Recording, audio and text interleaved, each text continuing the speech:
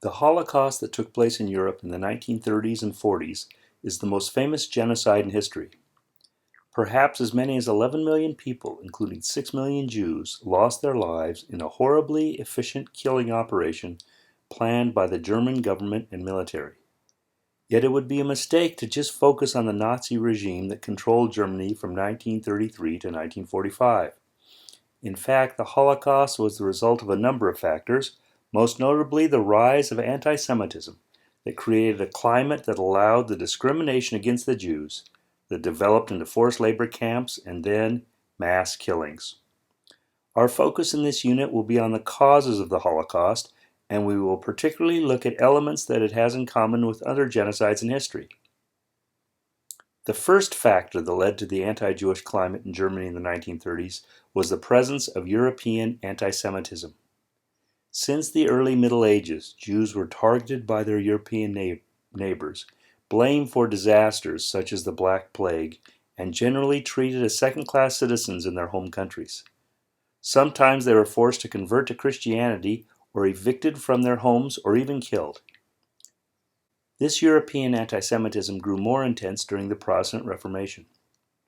Martin Luther expected the Jews to embrace Lutheranism, and when they didn't, he wrote with hatred about them. In his book, The Jews and Their Lies, Luther encouraged active persecution of the Jews, including burning their synagogues, executing rabbis, and being made into slave laborers. Luther had tremendous influence on German culture, language, and religion, and his writings were used by the Nazis and others to justify harsh treatment of the Jews. The second factor that led to the hatred of the Jews among some Germans was the humiliation of World War I. Following the surrender of Germany in 1918, the victorious nations forced Germany to accept sole responsibility for the war and huge reparation payments. Germany emerged from the war with huge economic problems, massive unemployment, and widespread hunger among its people. Adolf Hitler, who had been a corporal in the German army, began giving speeches in Munich in the 1920s, blaming the Jews for all of Germany's problems. He gained more attention with the publication of a book, Mein Kampf, which depicted the Jews as schemers and deceivers who had tricked Germany into surrendering and were continuing to keep Germany from prospering. He wrote, quote, "He, the Jew, has sinned against the masses in the course of the centuries. He has squeezed and sucked the blood again and again. The people gradually learned to hate him for this, and it ended up by regarding his existence as nothing but punishment of heaven." Unquote. And, quote, "The personification of the devil as a symbol of all evil assumes the living shape of the Jew." Unquote. And finally, "Hence today, I believe that I am acting in accordance with the will of the Almighty Creator. By defending myself against the Jew, I am fighting for the work of the Lord."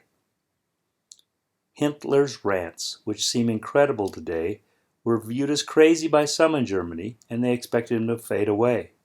But the political instability of the government and the continuing economic conditions, which were made worse by the worldwide Great Depression, led others to see Hitler and his National Socialist or Nazi Party as the answer to Germany's troubles. His message was simple. It reminded Germans that they were a great and proud people and that the Jews were standing in the way of returning to greatness.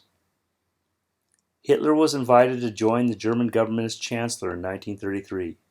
He quickly consolidated power and began arresting and eliminating enemies, including Jews. Laws were passed to restrict the rights of Jews to hold certain jobs.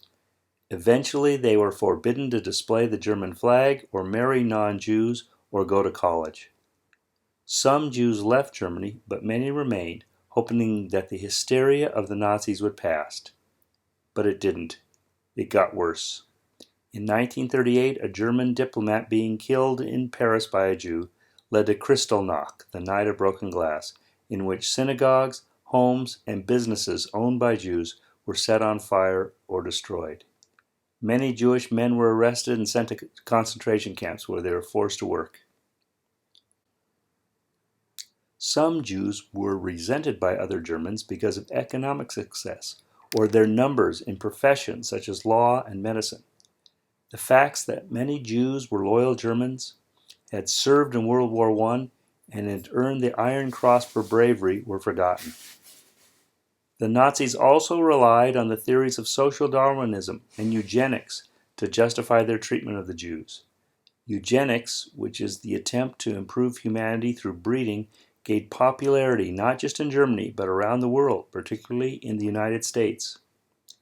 If the goals were racial purity and improving Germany by removing non-German bloodlines from society, then cleansing the impure elements, namely the Jews, was not just permitted, it was a positive improvement and should be encouraged.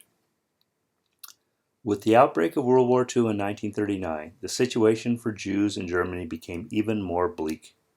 The Nazis began the systematic cleansing of German society by rounding up and deporting virtually all Jews to the camps, many of which were in the newly conquered neighboring nation of Poland. As German control spread throughout Europe, the Jews of those conquered nations were also rounded up and deported to labor camps. Many died from overwork or starvation. Others were executed, most famously in gas chambers. At Auschwitz in Poland, over 1 million people, most of them Jews, were killed. Chapter 5 of Crimes Against Humanity details some of the horrors of the Holocaust, and on page 36 is a timeline of the events that unfolded.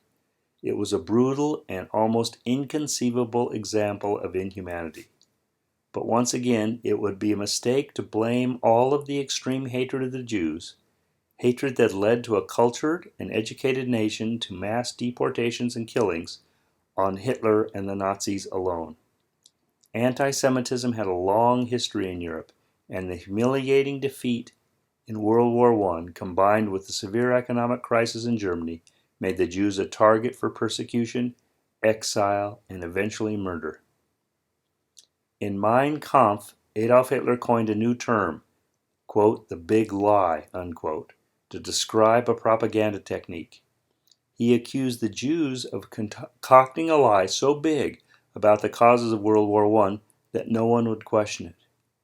During the Holocaust, Hitler and the Nazis used the big lie approach to accuse the Jews of conspiring to destroy Germany. By doing so, they were able to turn anti-Semitism into the basis for mass murder.